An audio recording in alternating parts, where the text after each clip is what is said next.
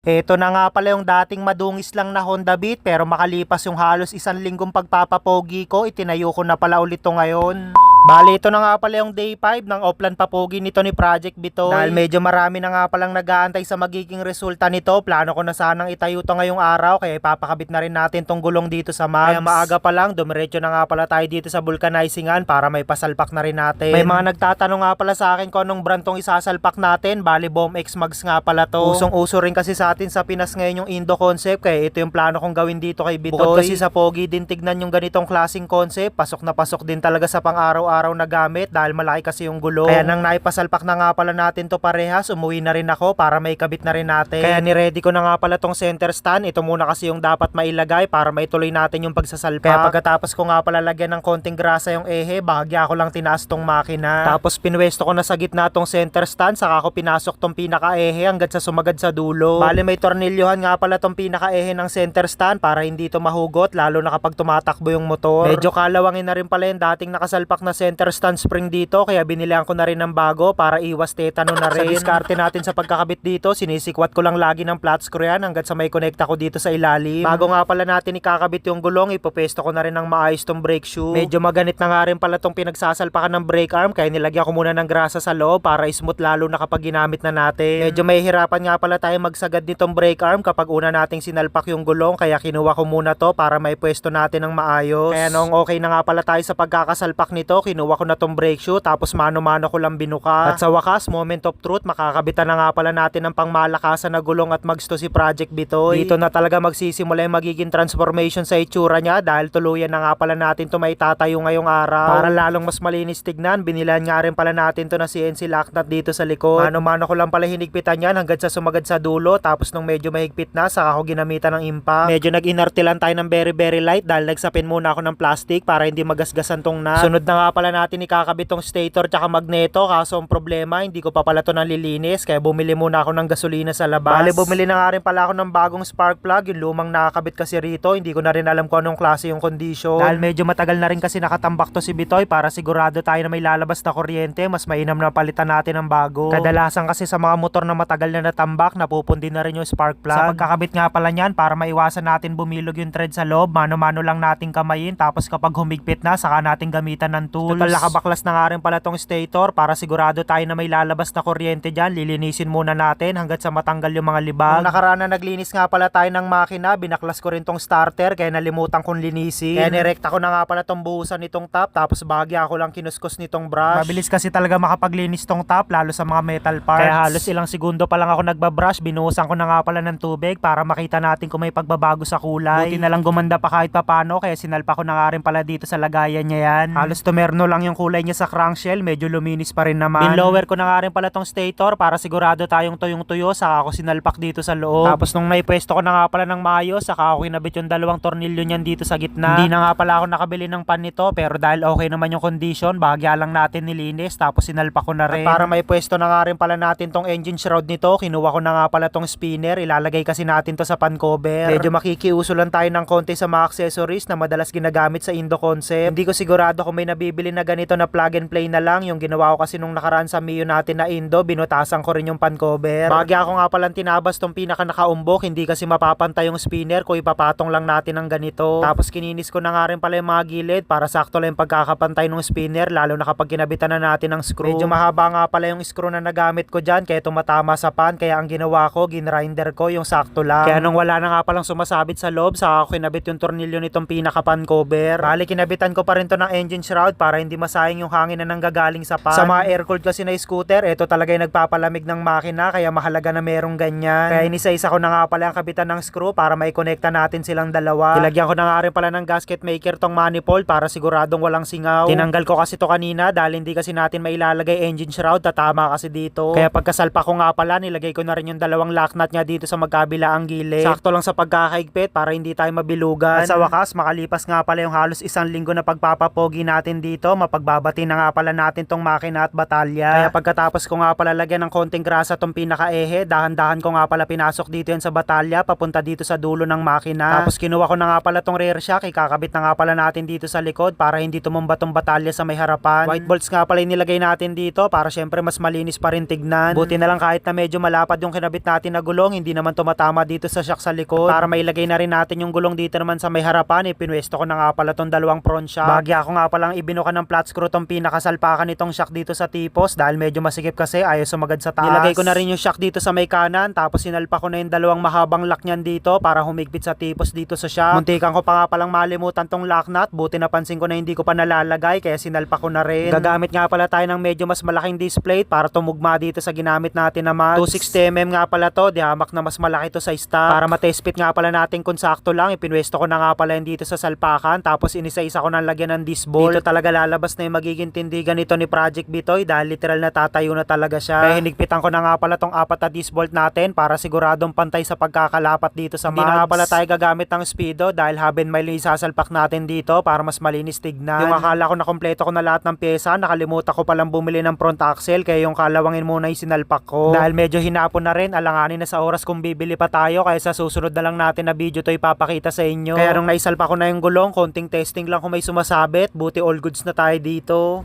So ayun naman, mag-update muna tayo ng mga natapos natin gawin para dito ngayon sa day 5 nito ni Project Bitoy.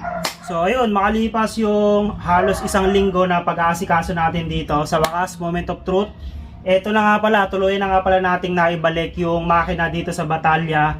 Tapos isinalpak na nga pala natin yung pangmalakasang mags. Tapos nagkabit tayo dito ng medyo mataba-taba or mga donut tire. Pati dun sa likod, kinabit na rin natin yung rear shock. Gumamit tayo dyan ng kulay black para hindi masyadong maging colorful. So ayun, pansamantala dito muna to nagtatapos dahil medyo marami-rami pa talaga tayo isasalpak dito. Ilalagay ko sana yung kaka pero wala pa pala, hindi pa siya dumadating dito sa front fender para kahit pa paano hindi na tayo dumoble trabaho. Kaso yun nga, hanggang ngayon kasi hindi pa dumadating. So no choice tayo dito dahil magpapalit din naman tayo ng front axle ito kasi yung kalawangin pa rin sinalpak natin dahil nalimutan kong bumili. So bibili na lang tayo bukas para mapalitan natin tong kalawangin. Tapos yun nga, kapag dumating yung front fender, saan natin siya ilalagay.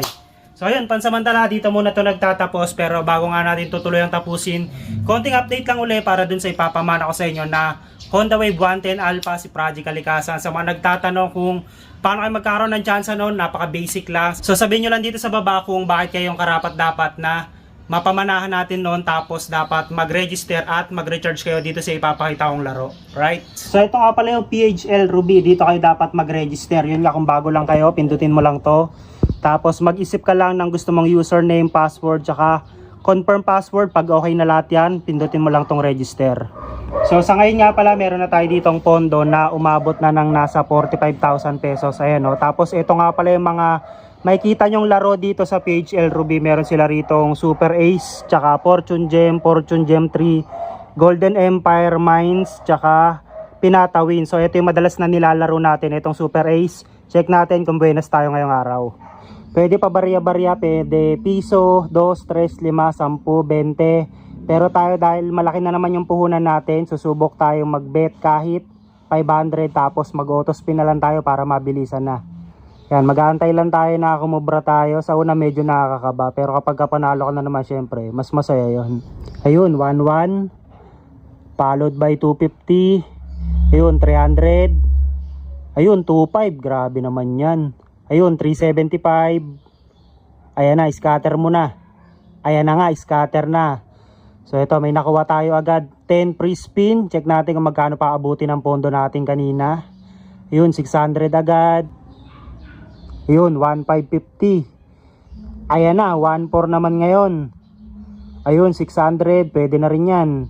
2,5. Medyo malaki-laki ngayon nakakubra natin ah. Ayun, 500 pesos. Ayan na, wala. Ayun, 1,1. Tapos 250. So ito nga pala yung napanalunan natin sa ilang minuto na paglalaro natin. Umabot ng nasa 13,425. So yun, yung 45k natin na nilaro kanina, ngayon umabot na siya ng nasa 53,000 pesos. So ganun lang ka-basic. Then dun sa mga nag-register dito, lalong-lalo na dun sa mga nag-recharge, lapag nyo lang sa baba kung bakit kayong deserve na mapamanahan natin dun kay Project Kalikasan. Malay nyo, buwinasin kayo dun. Right?